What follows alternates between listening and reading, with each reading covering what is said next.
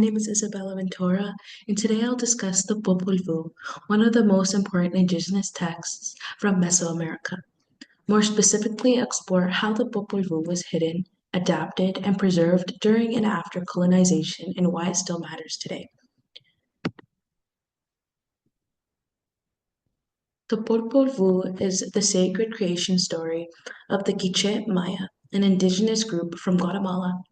It contains myths about the creation of the world, the adventures of the hero twins, and the early history of the K'icheʼ people. For centuries, it was passed down orally and eventually it was written down by Maya scribes after the Spanish conquest. Unlike the Bible, which was spread and translated by religious institutions, the Popol Vuh was hidden and protected by indigenous communities in fear of colonial persecution. Despite this, it survived, and today it stands as a symbol of cultural endurance. According to the scholar Nestor Quiroga, Francisco Jimenez, the Dominican Spanish friar, had a complex role in preserving the text.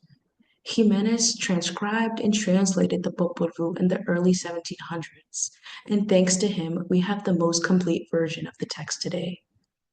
But Quiroga makes it clear that this act of preservation wasn't neutral. Jimenez was part of the Dominican order, which led religious extirpation campaigns aimed at eliminating indigenous religious practices. His annotations were often judgmental, viewing the Maya worldview as demonic. So while Jimenez saved the Popol Vuh from being lost, he also shaped how it be interpreted through a colonial Christian lens. So let's talk about how the Popol Vuh survived, because its survival is honestly a miracle. In Guatemala, during colonial times, indigenous stories like the Popol Vuh were seen as threats to Christian conversion. Many texts were destroyed or never written down in the first place. There were multiple attempts to either suppress or Christianize the Popol Vuh. Friars and missionaries who came from the highlands of Guatemala tried to erase indigenous religion. Ironically, some of them, like Fray Francisco Jimenez, also ended up preserving parts of it. Jimenez transcribed the Popol Vuh around 1701 to 1703, but then it wasn't a full or pure version.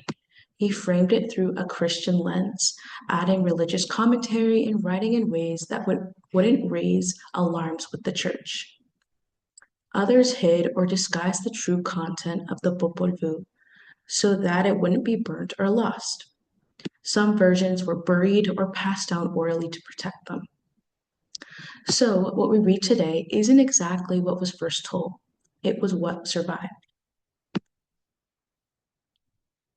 The Popol Vuh was hidden by the Maya for generations.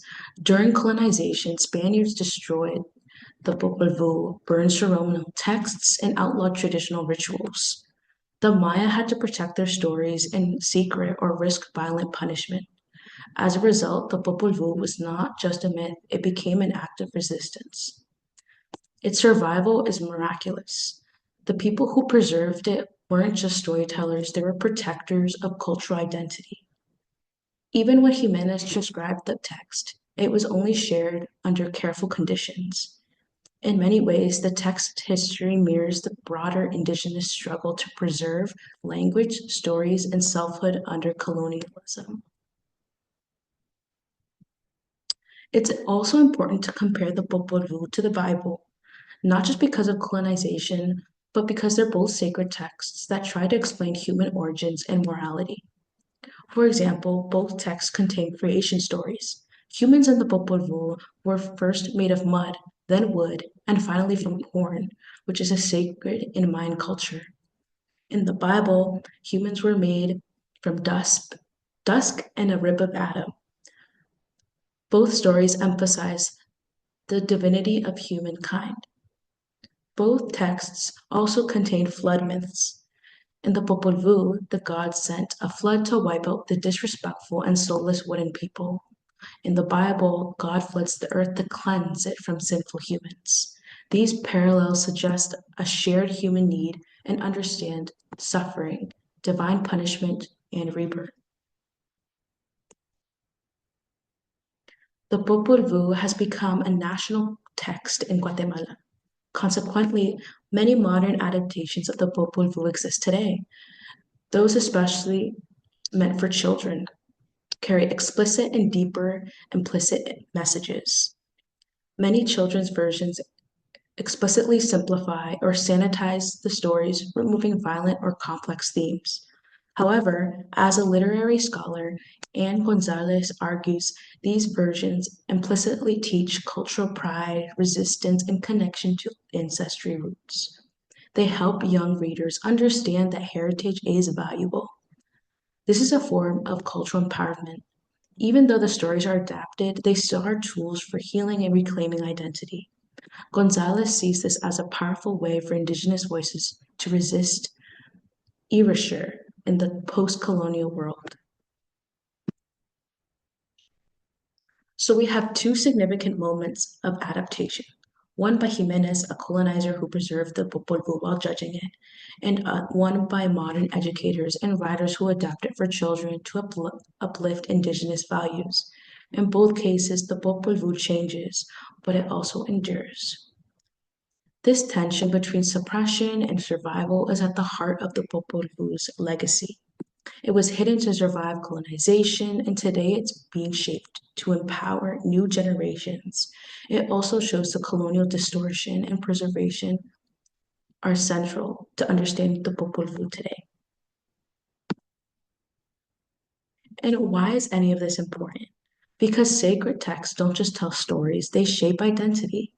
When a people's origin story is erased, so is their voice. The Popol Vuh reminds us that preserving culture sometimes means adapting, hiding, reclaiming it in new ways.